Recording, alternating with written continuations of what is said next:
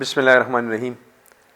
په فیسبوک باندې به تاسو اکثر زمونږ د پښتو د ژبې والا کسان چې کوم موټیویشن والا دي یا مونږ ته یو خاص جذبه مونږ کې روچتي، مونږ ته حوصله راکوي یا د حوصله افزای بعضې خبرې مونږ ته کوي. په هغې کې یو د شاهد انور دا نوم هم دی چې هغه اکثر له بعض داسې خبرې کوي، آغاز یې ټیک نه وي، په آغاز کې هغه اکثر له داسې الفاظ استعمالي چې هغه زمونږ دپاره یا زمونږ د پښتنو دپاره یو د هتک الفاظ دي، یو د بېعزتۍ الفاظ دي، خو چونکې هغه پې عادت دی او هغه پې حق شان د استعمال هغه د بل طرف ته روان دی په الټه سایډ باندې، چېرې زه په دې باندې کامیاب شم نو د خپلې کامیابۍ دپاره هغه داسې الفاظ هم استعمالي او بعض خبرې هم داسې وکړي. خو په دې ځای کې زما یو څو گزارشات دي، یو څو سوالات دي او د دې خپل ویډیو په ذریعه باندې هغې ته دا پیغام رسومه چې هغوی وایي چېرې تاسو امازون جاین کې یا تاسو سعودي کې چې کم کفیل سره یا هلته چې تاسو کم کړیږئ یا د $10 دپاره یا د $200 دپاره یا د $50 دپاره چې کم کړیږئ دې دپاره تاسو دس چلو کې شاهد انور صاحب تاسو زمونږ دپاره یا زمونږ د پښتنو دپاره داسې یو پلیټ فارم راکړی دی، تاسو موږ ته څه راکړي دي؟ ته هم د دې پښتنو خاورې سره ستا تعلق دی، د سوات د ریجن سره تعلق دی، والد صاحب والده ورور دي دلته دي. په کار خدا ده چې تا موږ له یو پلیټ فارم راکړی وي که نه، زموږ د نوجوان کل دی یو پلیټ فارم راکړی وي.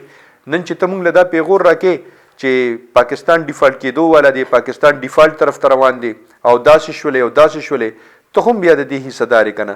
دا ملک خوستام دی، دا وطن خوستام دی، دا خوره خوستام ده. په کار داره چې تم د دې خیال وساتې که نه.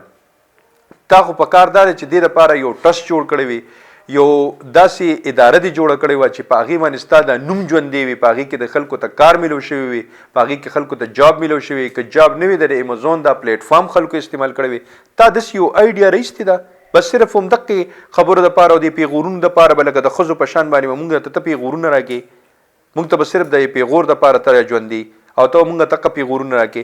په کار خو دا وه چې لکه د دې ایدي په شان باندې د شوکت خانم په شان باندې تا هم داسې یو ټرسټ جوړ کړی وي، تا هم داسې یو اداره جوړه کړې وي، تا هم زموږ دپاره یو پلیټ فارم یو حاضر کړی وي. هغې نه پس هم که مونږ بیا نه وو راویښ شوي، مونږ هغه نه وی جاین کړی، مونږ بیا ستا د هغه ټرسټ نه فایده نه وه اوچته کړې، استفاده هم ترې نه حاصل کړی، نو بیا مونږ ګناهګار وو. مونږ سره څه شی دی؟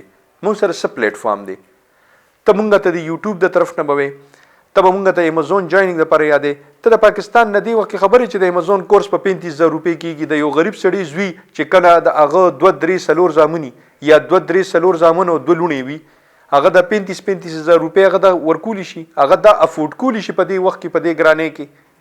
په کار خو دا وه چې تا ولې یو پلیټ فارم ورکړی وي، تا ولې یو ځای ورکړی وي، تا ولې یو مقام ورکړی وي. هغې نه پس هم که بیا زمونږ د پښتنو دغه څیزونه نه وی استعمال کړی او د هغې نه باوجود هم هغوی بیا په دې ورانو ویجاړو لارو باندې تلل، یا هغوی بیا هم د کفیل طرف ته تلل، یا بیا هم سعودي طرف ته تلل، یا بیا هم یورپ طرف ته تلل، یا بیا هم هغوی غلطیانې کولې، نو بیا ستا حق جوړېدو چې موږ له دې پیغور راکړی وي. اوس په تشه خوله باندې ته موږ له پیغورونه راکې، کله راته ګړی ښې، کله راته ګاډي ښې، کله راته څه ښې، کله راته څه ښې. موږ پې څه وکړو؟ دا خو ستا دي، موږ ته لاره نه ښې او همدقه پیغورونه راله راکې. نو د دې پیغور نه څه جوړېږي؟ لکه د ښځو په شان پیغورونه نه، یو پلیټ فارم راکا، مونږ له ځای راکا، مونږ له مقام راکا، مونږ ته ځای وښایه، مونږ ته ووایه چې دې ځای نه تاسو سټارټ واخلئ، دا پلیټ فارم دی، دا د ما درکو او تاسو اوس د دې د سټارټ واخلئ. نو په کار دا وه چې تا مونږ له پلیټ فارم راکړی وي. دا ویډیو زما صرف او صرف د کولو مقصد دا و چې هغې ته زمونږ دا پیغام ورسي، ځکه چې زمونږ خبرو ته خو هغه نه غوږ ږدي او نه هغه زمونږ کمنټس ګوري او نه هغه زمونږ ویډیو ته توجه ورکوي. نو کیدی شي چې په دغه طریقه باندې زمونږ دا اواز او دا غږ واوري. خوشحاله او بریالي اوسئ. د لوی الله په امان.